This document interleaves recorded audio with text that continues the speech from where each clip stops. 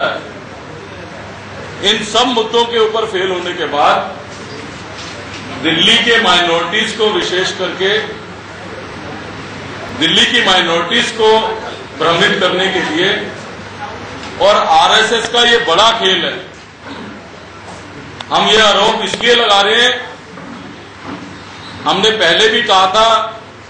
कि आम आदमी पार्टी बीजेपी की बी टीम है। अगर आरएसएस डायरेक्टली बीजेपी को चलाती है तो गोविंद आचार्य के माध्यम से आम आदमी पार्टी का एजेंडा भी आरएसएस तय करती है। और उसी के तहत पहले हमारे एमएलए को बदनाम करने की कोशिश की गई, उसके बाद उनके खिलाफ होर्डिंग लगाने की कोशिश की गई। तमाम ऐसे एरियाज में जिन एरियाज के लोगों को भ्रमित किया जा सके कि जैसे वही जो है असली है, और दिल्ली पुलिस ने जिन लोगों को अरेस्ट किया है उससे ये साफ साबित हो गया है कि पूरी की पूरी कॉन्स्पिरेसी के तहत पहले जो है इल्जाम लगाया गया, उसके बाद होर्डिंग्स लगाए गए।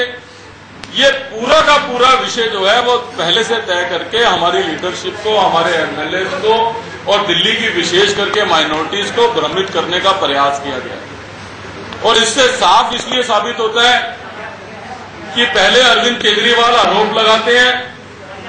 उसके बाद उनका कैडर जो है वो होर्डिंग लगाता है। अगर होर्डिंग लगाने में उनकी नीयत साफ थी तो उस होर्डिंग के नीचे आम आदमी पार्टी क्यों नहीं लिखा था उन्होंने? वो होर्डिंग बिना किसी नाम के क्यों थे अगर उनकी नीयत साफ थी तो? ये अपने आप में साबित करता है कि ये एक बड़ी साजिश का हिस्सा जो है किया है। और कल तक जो देशभक्त होने का दावा किया करते थे और हर छोटे धरने पे देशभक्ति के गाना गाने लगते थे, आज वो किस तरीके से इस समाज को धर्म, जाति और धर्म के नाम पे तोड़ना चाहते हैं, वोट बैंक की पॉलिटिक्स करना चाहते हैं,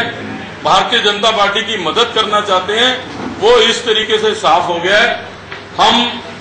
पूरी तरीके से आम आदमी पार्टी की घोर निंदा करते हैं और उनको ये चेतावनी देते हैं कि इस समाज को धर्म के नाम से बांटने का और वोट बैंक पॉलिटिक्स करने के काम से बाज आए। निश्चित तौर पे अगर वो एक जिम्मेवार पार्टी है तो दिल्ली का माहौल खराब करने का इससे ज्यादा घिनौना प्रयास आज तक दिल्ली की राजनीति में कभी नहीं हुआ। और मुझे ये कहने में कोई अतिशयोक्ति नहीं लगती कि इन लोगों की वजह से दिल्ली जो देश की राजधानी है, दिल्ली की विधानसभा, जिसके बारे में पूरे देश के लेजिस्लेटर ये चर्चा करते थे कि सबसे क्वालिटेटिव अगर लेजिस्लेटिव बहस कहीं होती है और सबसे क्वालिटेटिव लेजिस्लेटिव असेंबली के मेंबर कहीं हैं तो वो दिल्ली में है। आज दिल्ली में जिस तरीके की राजनीति हो रही है और जैसे राजनीति का स्तर गिर गया, अगर उसके लिए कोई एक शख्स जिम्मेवार है तो उस शख्स का नाम अरविंद केजरीवाल है। मैं अब गुजारिश करूंगा कि हमारे सीएलपी के लीडर बोलेंगे, उसके बाद आप लोग कोई प्रश्न पूछना चाहते हो तो हमारे सब एमएलए साथी हैं। सबसे पहले तो आप सबका स्वागत है। जो बात अभी अरविंदर सिंह जी ने कही है, इसकी पुष्टि इस बात से होती है कि आरएसएस की सोच विचारधारा और अरविंद केजरीवाल की सोच और विचारधारा में किसी तरह का कोई अंतर नहीं है। अभी 3 दिन पहले जिस तरह विश्व हिंदू परिषद के अध्यक्ष अशोक सिंघल जी ने हिंदुस्तान के मुसलमानों के बारे में जिस तरह की टिप्पणी, मैं समझता हूं कि जमहूरियत के लिए और हिंदुस्तान के कंपोजिट कल्चर के लिए, जिसकी बुनियाद सेक्युलरिज्म पर है, इस तरह के बयान देना और उसके बाद केजरीवाल और उनकी पार्टी के लोगों ने जिस तरीके के निंदनीय होर्डिंग लगाए 3 मुसलमान एमएलए के खिलाफ, मैं समझता हूं कि दोनों ही एक सिक्के के 2 पहलू हैं,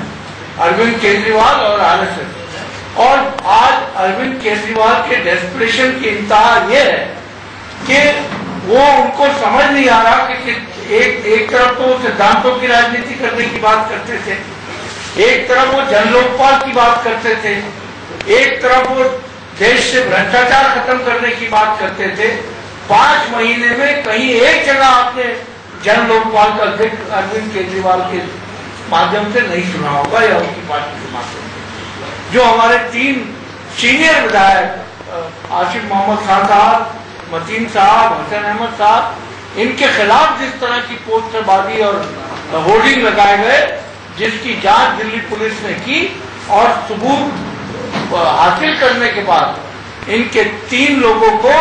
जामिया नगर थाने में बंद किया गया। सीमापुरी पुलिस ने भी FIR दर्ज की है जिसमें 7 लोगों के नाम है। ये इनका चेहरा और इनका चरित्र जो है दोनों को दर्शाता है कि वो आम आदमी पार्टी जो दिल्ली के लोगों को सिद्धांतों की और उसूलों की दुहाई देती थी, इनका असली चेहरा क्या है। आज जिस तरीके से सरकार बनाने के लिए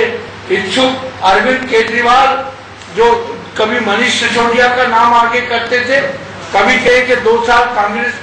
सरकार बना ले, 2 साल हम बना लेंगे, और आप सब लोग इस बात के गवाह हैं कि हमने हमेशा एक ही बात कही कि कांग्रेस पार्टी जब भी चुनाव होगा मजबूती के साथ दिल्ली में चुनाव लड़ेगी, और उसी स्टैंड के ऊपर आज हम कायम हैं। क्योंकि जो राजनीति के नियम है, राजनीति के जो उसूल है, स्वच्छ राजनीति के, साफ सुथरी राजनीति के, कांग्रेस ने हमेशा उसका पालन किया है। मैं समझता हूं कि अरविंद केजरीवाल और उनकी पार्टी जिस घटिया स्तर के हथकंडे अपना रहे हैं, हम पूरी तरीके से कांग्रेस लेजिस्लेटिव पार्टी, प्रदेश कांग्रेस कमेटी उसकी घोर निंदा करती है।